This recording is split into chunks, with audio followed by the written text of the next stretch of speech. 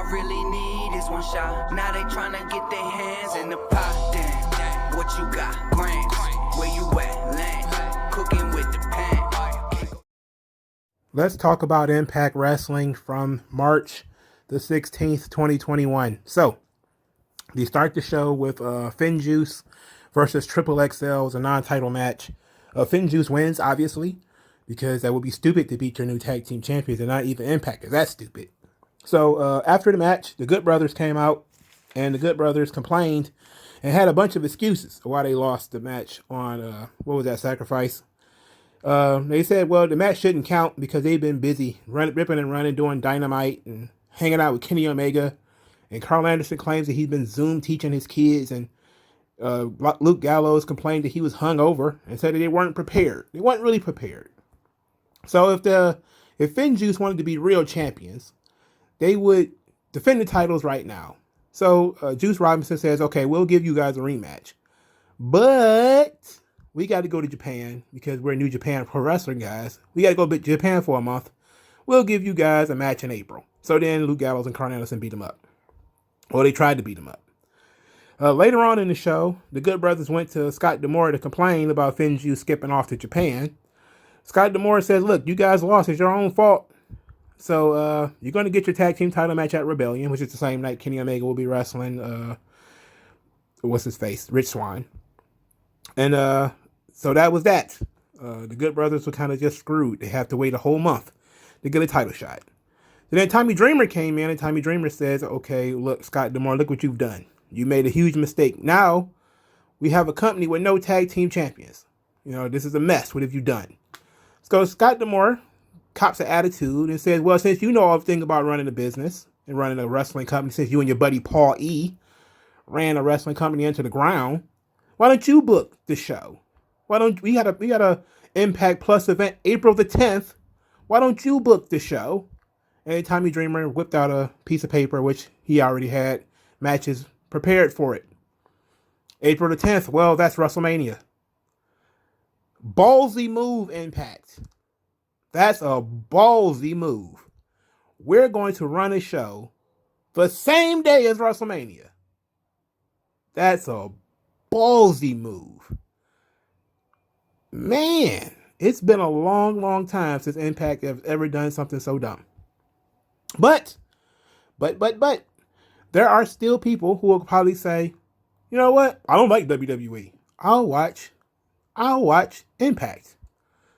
Have at it, boss. Okay? So far, there's nothing scheduled for this card, and it's in about a month. It's in a couple of weeks, rather. And there's nothing booked for this card. Now, WrestleMania might not look the best as far as, you know, the booking, because it's shit.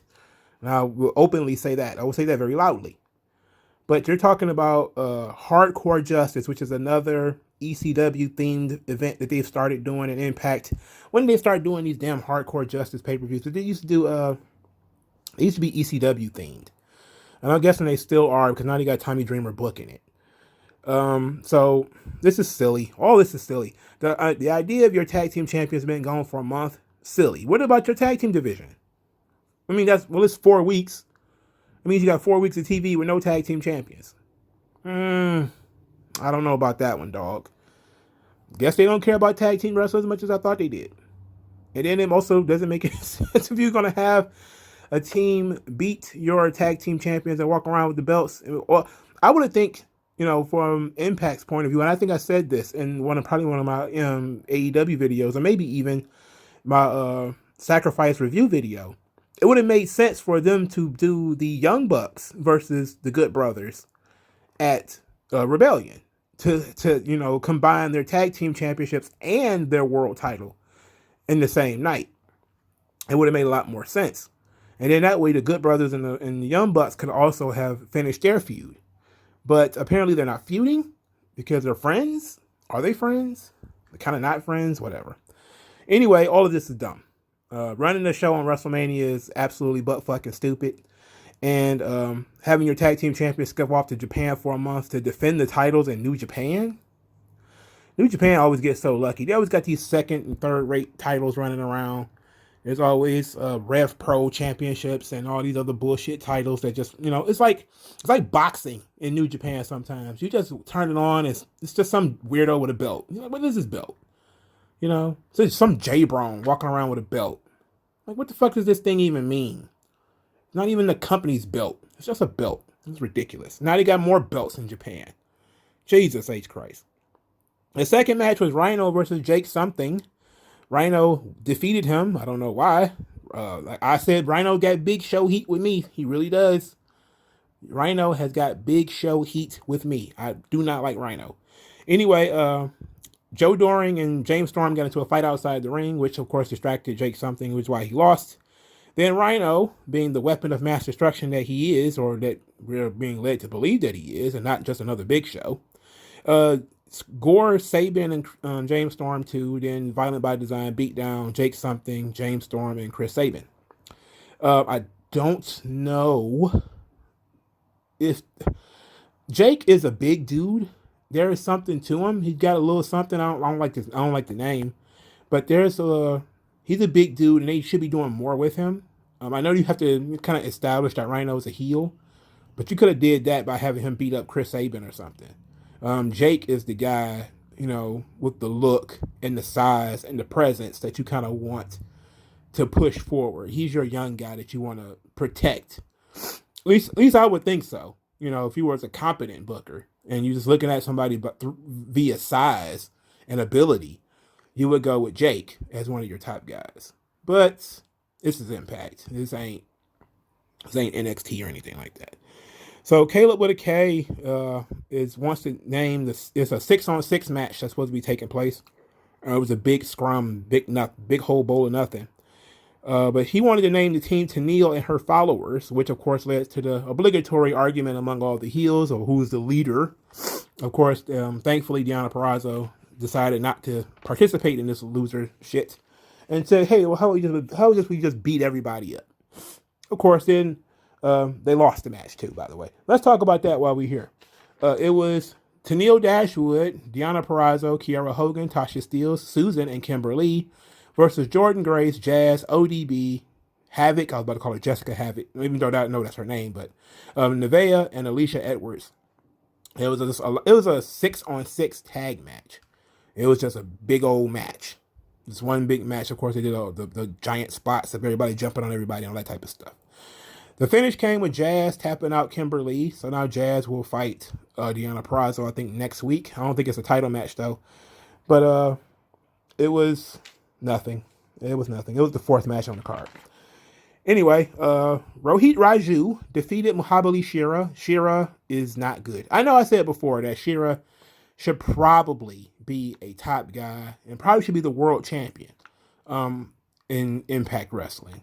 But I just realized how bad he is. Again, this match show, again, that Shera is not good. A couple of weeks ago, I talked about Jessica Havoc, where she was feeding for Tenille Dashwood, and she basically was hunched over, had been kicked in the stomach, so she was hunched over and was in that position for like 2 minutes. And just standing there waiting for her to kick her in the head, because it took forever. Mahabali Shera did the same thing here. He was feeding so obviously for Rohit Raju that it just made the whole match look so fucking phony. And I don't like Rohit Raju already, so I poo-pooed this match after that. Raju wins by putting his feet on the ropes. It's like a roll-up with a feet on the ropes. Referee didn't see it. We'll come back to Don Callis and Rich Swann, because I want to talk about that last.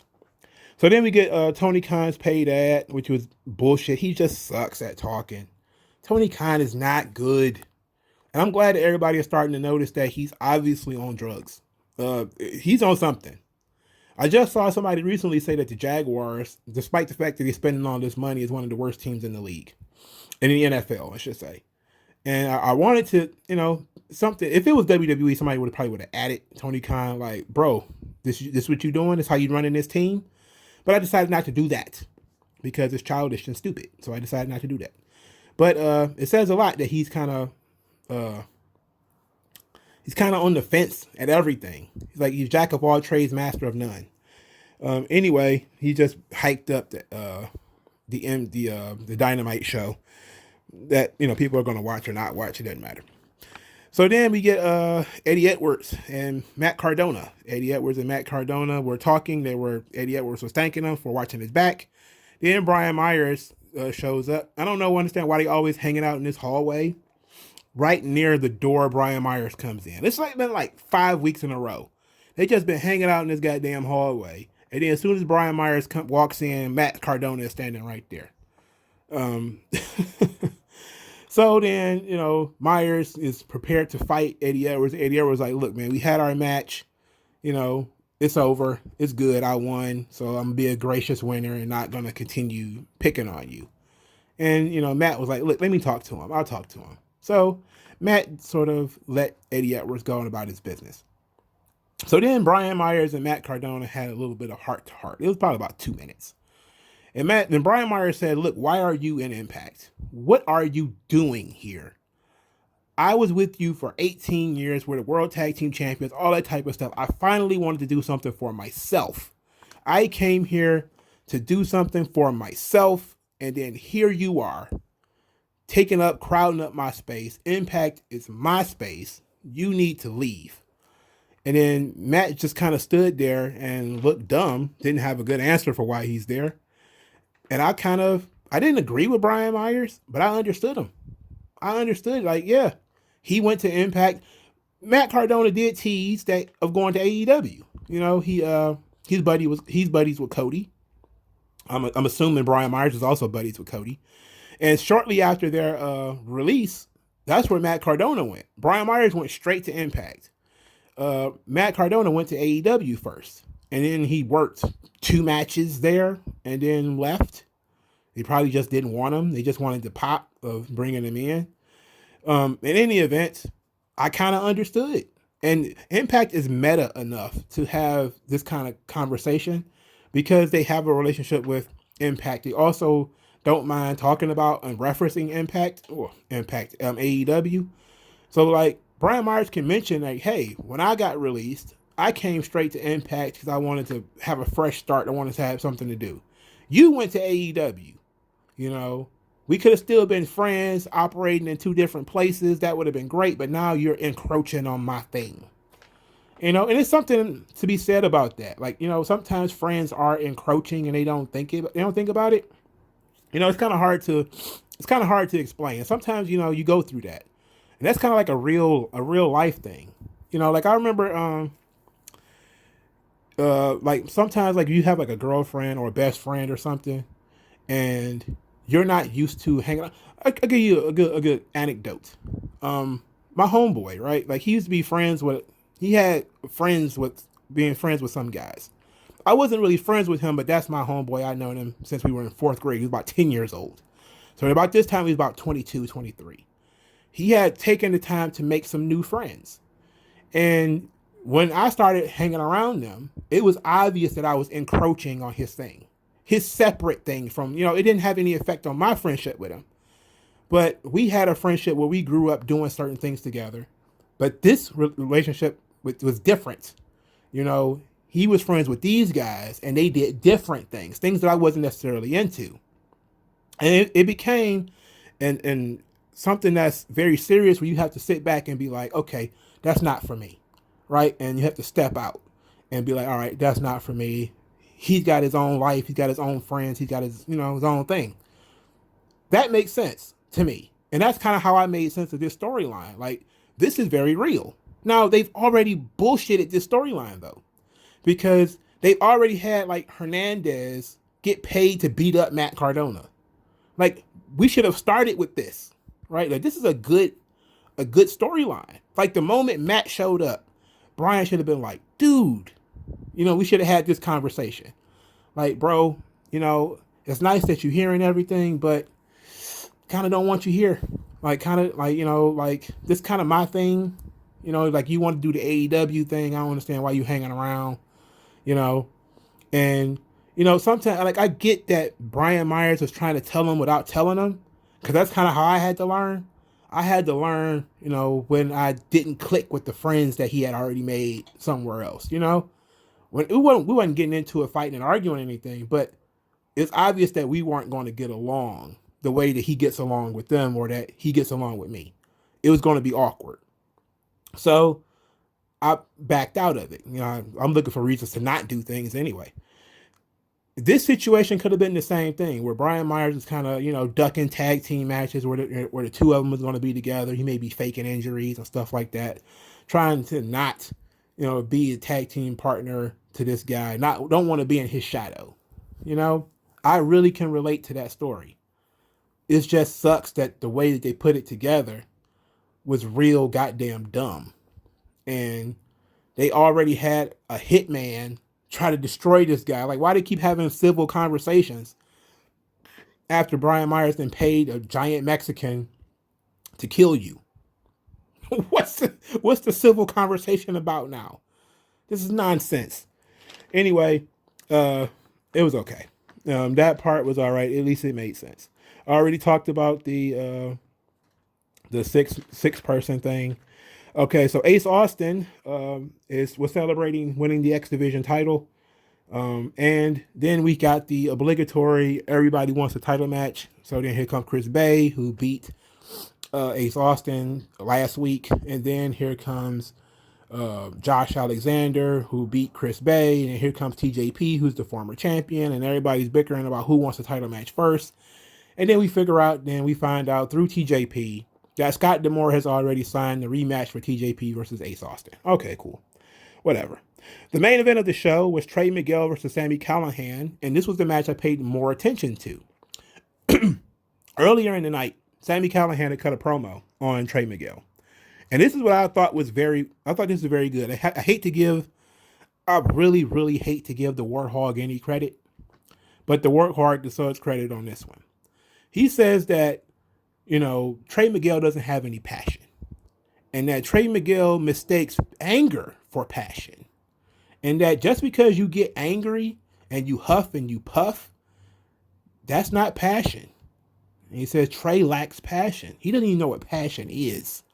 He says doing what it takes, that's passion. When passion is a motivator.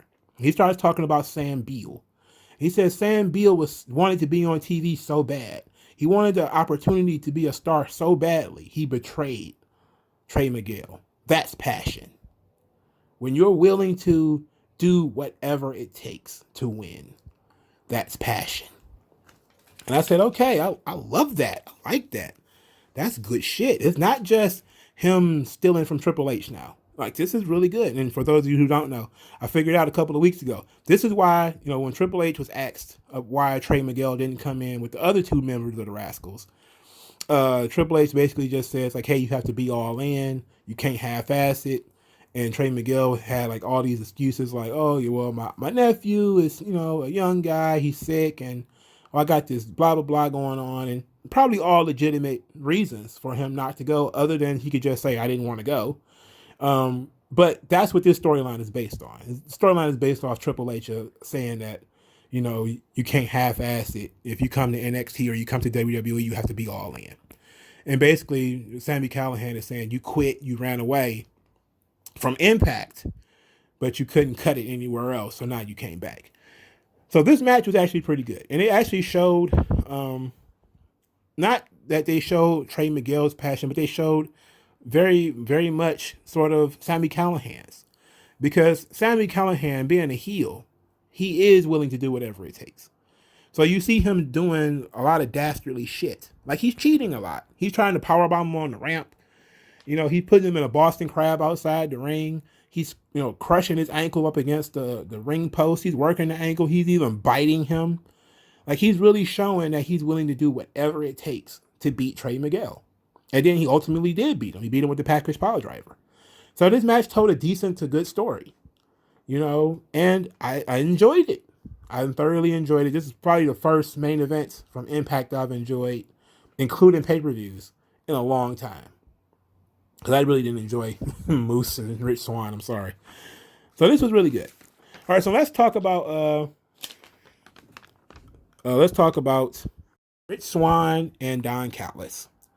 So Willie Mack wants to throw a party for Rich Swann. And Rich Swann's like, nah, bro, I got some business to handle. I heard some stuff, some whispers in the wind. I got some business to handle. So he goes to the ring, he's dancing, and just standing there, the guy starts sweating. I'm talking, his face is shiny. And I'm just kind of like, what in the hell's going on? So so Rich Swann comes out and it's just him. He's talking about how he's been through a lot, as a young wrestler. He's only 30 years old. He says, he made a lot of sacrifices, and while he doesn't like Moose, he respects him. And, he fought and scratched to get one world title. Now he's got two. And, he said, I partied on Sunday, I partied on Monday, but, I got to get this monkey off my back. I lost to Kenny Omega in January, but now I got to rep Impact against Kenny Omega, and I'm going to beat him. So then here comes Don Callis. And Don Callis, it just, man, it's just so strange that the visual of Don Callis being so much bigger than Rich Swann. Like, like I used to listen to JR, and, he's talking about the Vince McMahonisms of Vince would make commentators or whatever spread their legs and be shorter than the wrestler. And they would say, like, this is, it's silly. And he would say, oh, he'd make fun of it. It's silly. It's so stupid. And then you look at it, right? You just look at it like Don Callis is standing in the middle of the ring, flat-footed with Rich Swann. And Rich Swann is looking up at him. And I'm just looking like, and I'm not talking like slightly looking up. I'm talking like a child looking up at a grown man. And I'm just kind of looking at, and it's just like, it was something so weird about that to me. It bothered me so much. Just like the sight of it. And I'm just kind of like, this is so fucking sad. Anyway, Don Callis starts talking about, how he was a Rich Swann booster. Saying that he's really proud of Rich Swann and they have history. He said that, Rich Swann, you're a once in a decade talent. And then when you was injured last year, I called you once a week. I made sure you still got paid every 2 weeks. I was the one who pushed for you to get the title match at Bound for Glory against Eric Young, even when nobody else wanted you to have that match. I pushed for that match. I wanted you to be a star because I saw a star potential in you. I saw everything about you. He says, like, tell me if I'm lying. And Rich Swann was like, okay. And was admitting that all of this stuff is true. And then Don Callis says, you're a once in a decade talent. But Kenny Omega is a once in a millennium talent. You're a superstar. He's a god. Just like I was there for you, I've been there for Kenny Omega. And he starts saying, like, I know that it's been haunting you. He says, like, I know you've been telling your wife not to mention that match, that you got hit with the one-winged angel. And he just kept saying in this haunting tone, like, one-winged angel, one-winged angel. And he was talking about it like he's kind of walking around him and everything. So that's basically it, is that, he was talking about this loss essentially is haunting Rich Swann. And that, I know he's embarrassed. I know you're embarrassed that you got beat at Hard to Kill. You don't want anybody to talk about it. I understand, And I was like, okay. I liked the promo, though. I liked the Don Callis promo. I think we could have just went straight to Don Callis. We didn't need so much of the Rich Swann.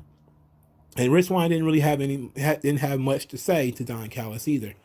But it was kind of a thing where he was giving Rich Swann his due. It was promo 101. He made Rich Swann seem like a really big deal. Like of course, he gave himself a lot of credit for it. I was the one who kept you hired when you broke your leg. I was the one who kept you being paid. I was the one that gave you the title shot when other people said they didn't want you to have it. He built himself up, but he was building up Rich Swann too. And then he capped it with Kenny Omega's better than you. I know everything about you. I know. I pushed for you. I wanted you to get higher. I saw your potential. But now I'm telling you, as somebody who saw your potential, this guy's got more potential. This guy's a bigger star than you are. So they've really done a great job of pushing Rich Swann in as the underdog. And that's fine. Look, I'm not really thrilled about the idea of underdog world champions. It happens from time to time. You know, your Rey Mysterios, your Mikey Whipwrecks. You know, it happens from time. Your Daniel Bryan's. It happens from time to time. So I'm okay with them building it this way. But really, we should have just had Don Callis maybe stand on the ramp and not stand so close to Rich Swann and just tower over him. That, I mean, it's just the visual is kind of fucked. Okay, the visual is not cool because it looks like Don Callis is gonna kick his ass, you know. But it was a great promo. It was a great promo segment. Don Callis can talk his ass off. He is a silver tongued genius. This Don Callis, he's a great talker. So that was Impact. I enjoyed the main event, Trey Miguel versus Sami Callihan. Enjoyed the hell out of that. I enjoyed this promo segment with Don Callis and Rich Swann. The rest of the show, you can ball it up and throw it in the trash. Who cares? So that's typical of Impact, though. I like one or two things on the show. I think it's absolutely gutsy decision to run a show on WrestleMania, especially a hardcore themed show. It's kind of ridiculous, but I mean, it is what it is. You know, let me know what you guys think, though. Comment section below. Like this video, share this video, subscribe to the channel. Thank you guys for your time. If you want to send me an email, ask me a question, send it to mrslade84@gmail.com. You want to follow me on Twitter, MongoSlade8. That is one word, MongoSlade, the number 8. And use the hashtag 3count commentaries to support the channel. Thank you guys for your time, and I'll talk to you guys later. Yeah. Yeah.